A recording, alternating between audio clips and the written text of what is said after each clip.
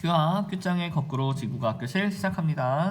오늘의 배움 주제는 다음과 같습니다. 오늘은 지질 시대에서 기후를 알아내는 방법과 기후 변화의 관계를 한번 보겠습니다. 자, 고기후 연구 방법을 한번 보겠습니다. 과거의 기후, 과거에 따뜻했는지 추웠는지 도대체 어떻게 알아낼까? 다양한 방법이 있습니다. 먼저 첫째로 가장 많이 쓰이는 것 중 하나가 바로 빙하 코어 속 산소 동위원소비를 이용하는 방법입니다.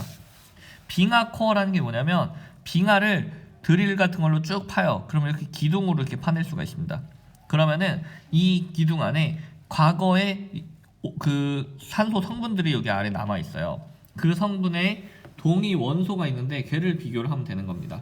동위 원소는 우리 예전에 절대 연령할 때 배웠죠. 산소도 동위 원소가 있습니다. 산소의 동위 원소는 일반적으로 정상 산소는 16짜리 질량수를 가진 산소예요. 근데 가끔 산소 중에 18짜리 질량수를 가진 산소가 있습니다.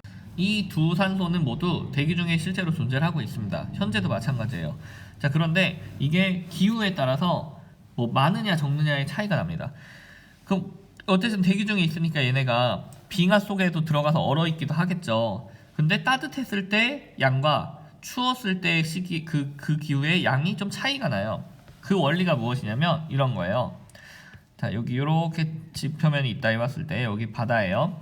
바다 속에 물이 있잖아요. H2O라는 물이 있죠. 근데 이제 이 H2O의 O가 산소가 16짜리 질량수를 가진 O일 수도 있고 18짜리 질량수를 가진 O일 수도 있어요. 근데 둘 중에 굳이 비교하자면은 16짜리 산소가 좀 더 뭔가 느낌이 가볍잖아요.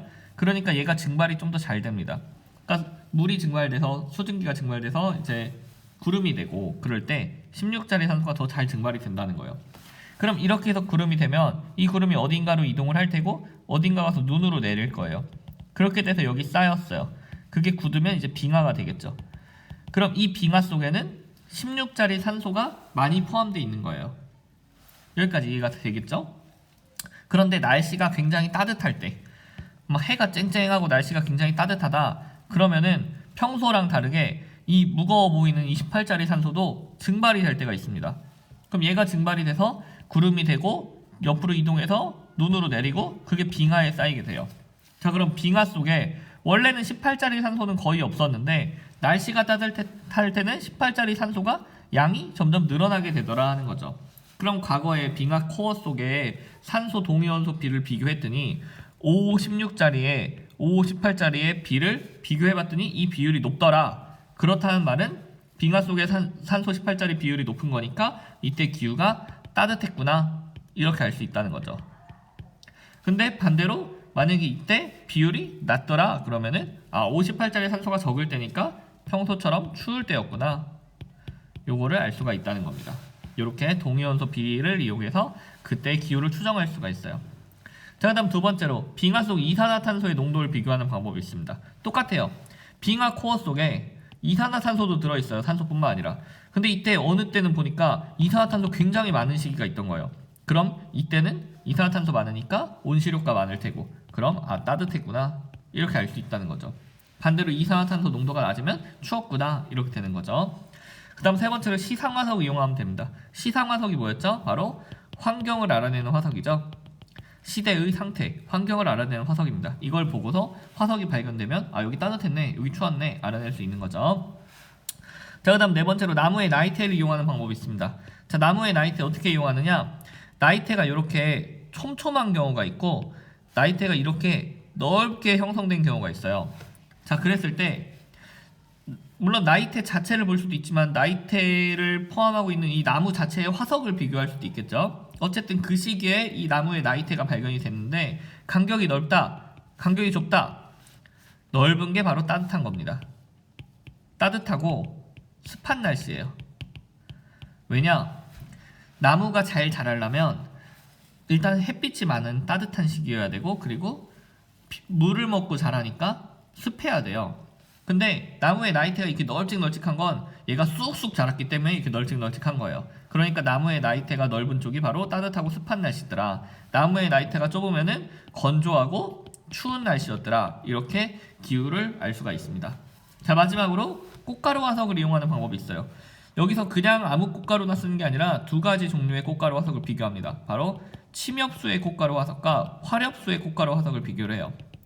침엽수가 뭐냐면 이렇게 뾰족뾰족한 나뭇잎 있죠? 소나무처럼 그런 게 침엽수고, 화렵수는 나뭇잎이 이렇게 널찍널찍한 거 있죠? 이런 게 화렵수예요. 자, 침엽수 꽃가루 화석이 발견이 되었다라는 건 무슨 뜻이냐면 그때 날씨가 추웠다는 겁니다. 춥다. 반면에 화렵수가 발견되면 그때 기후가 따뜻했다는 거예요. 자, 왜 그러냐? 추우면 부피를 최소화하려고 그러죠. 우리도 추우면 몸을 웅크리듯이 나뭇잎도 추우면 부피를 최소화하기 위해서 이렇게 뾰족뾰족하게 만들어진 거예요. 부피가 굉장히 좁죠, 면적이. 근데 화렵수는 면적이 널찍널찍하잖아요. 이건 따뜻하니까 넓게 자란 겁니다. 따뜻하면 우리가 몸을 이렇게 붙으면 더우니까 막 이렇게 몸을 펼치잖아요. 그런 거예요. 그래서 얘는 따뜻한 걸 알 수가 있습니다. 그래서 이 화석을 비교하면 침엽수 꽃가루와 화렵수 꽃가루 화석을 비교했을 때 침엽수 꽃가루 화석이 많다? 그럼 이 당시 기후가 추웠네. 이런 식으로 알아낼 수 있다는 거죠. 이거 외에도 더 다양한 방법이 있는데 우리는 요 정도 5개 정도만 보도록 하겠습니다. 선생님이 오늘 아침에 옷을 입고 출근하는데 옷 중에 잘못 입고 온 게 있어요. 뭐냐면 바로 안경을 잘못 쓰고 왔습니다. 자, 고기후 분석 방법을 알아봤으니까 이번에는 그걸 이용해서 알아낸 과거의 기후 변화를 한번 보도록 하겠습니다. 지질시대의 기후 경향을 보는 거죠. 어떻게 알아내느냐? 요 그래프 하나면 다 끝납니다. 요 그래프에 보면 가로축은 지금 시간이 나타나 있어요. 시대가 시간이죠. 시대의 변천, 시간의 변천이 나타나 있고요. 세로축은 온도입니다. 온도. 위로 갈수록 온도가 높고 아래로 갈수록 온도가 낮아요.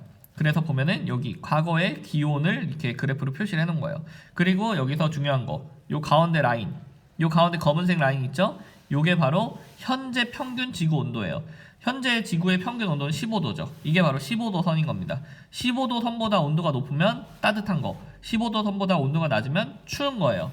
자, 근데 여기서 15도 선보다 추운 때가 바로 여기죠. 여기 지금 요 부분, 요 하얀색으로 표시된 요 부분이 지금 요 부분들이 바로 15도보다 추울 때예요. 이럴 때를 우리가 뭐라 부르냐? 현재보다 기온이 낮을 때를 바로 우리가 빙하기다라고 부릅니다. 반면에 현재보다 온도가 높으면 그냥 온난한 시기 이런 식으로 부르고 있어요.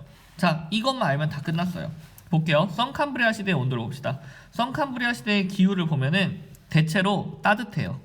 대체로 따뜻한데 중기랑 후기에 가면 초, 중, 후 이런 식으로 나타나죠. 중기랑 후기에 가면은 빙하기가 있었어요. 그래서 성캄브리아 시대는 기후가 어땠냐라고 물어본다면 대체로 온난하다.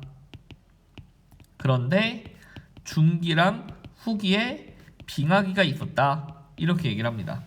자, 그 다음 고생대 볼게요. 고생대도 지금 보면 온도가 대체로 따뜻하죠. 그런데 중기랑 후기에 빙하기가 있어요. 자, 그렇다면 고생대도 똑같아요. 똑같이 말을 합니다. 그 다음 중생대 볼게요. 중생대는 지금 현재의 평균 온도보다 다 높아요. 그 중생대는 계속해서 따뜻해요. 그래서 따뜻한 시기, 온난한 시기라고 합니다. 그리고 빙하기가 없었다. 빙하기가 없었던 유일한 시기가 바로 중생대예요. 그리고 중생대 때 기온이 지금 지질시대를 통틀어 가장 따뜻합니다. 한번 볼까요? 지질시대를 통틀어서 중생대 때가 가장 따뜻해요. 여기 지금 온도 제일 높을 때죠. 쭉 그어볼게요. 자, 제일 따뜻할 때 여기죠. 성캄브리아 시대 앞에 여기 점점점은 이건 발견이 안 된 거, 잘 모르는 거예요. 그러니까 포함하지 않습니다. 이 우리가 발견한 기후 중에 가장 따뜻한 시기가 바로 이때예요. 그래서 중생대가 바로 그냥 따뜻한 시기가 아니라 가장 따뜻한 시기가 있었다라고 얘기를 하고 있습니다. 자, 그 다음 마지막 신생대 볼게요. 신생대 전체적으로 따뜻해요. 근데 최근에 와서 빙하기가 있었죠. 빙하기가 있었는데 지금 요거를 잘 보면은 빙하기가 왔다가 온도가 올라갔다가 빙하기 왔다 온도 올라갔다 빙하기 왔다 온도 올라갔다 빙하기 왔다 온도 올라갔다 이렇게 됩니다. 확대해서 보면은 이렇게 돼요. 현재의 온도가 여기 15도씨 라인이라고 했을 때 빙하기가 왔다가 올라왔다가 빙하기 왔다가 올라왔다가 빙하기 왔다 올라왔다가 빙하기 왔다가 올라왔다가 이렇게 되어 있습니다. 그럼 총 빙하기가 몇 번 왔냐? 하나, 둘, 셋, 네 번 왔어요. 4번의 빙하기가 있었고 하나, 둘, 세 번 중간중간 따뜻했던 시기가 3번 있었어요. 이렇게 중간중간 따뜻했던 시기를 빙하기의 사이 간자를 써서 간빙기라고 합니다. 그래서 이때는 4번의 빙하기와 3번의 간빙기가 있었다라고 말을 하고 있습니다. 이게 답니다. 지질시대의 기후는 이렇게 그래프 하나로 우리가 해석을 할 수가 있어요. 자, 오늘 수업 여기서 마치겠습니다. 수고하셨습니다. 끄바.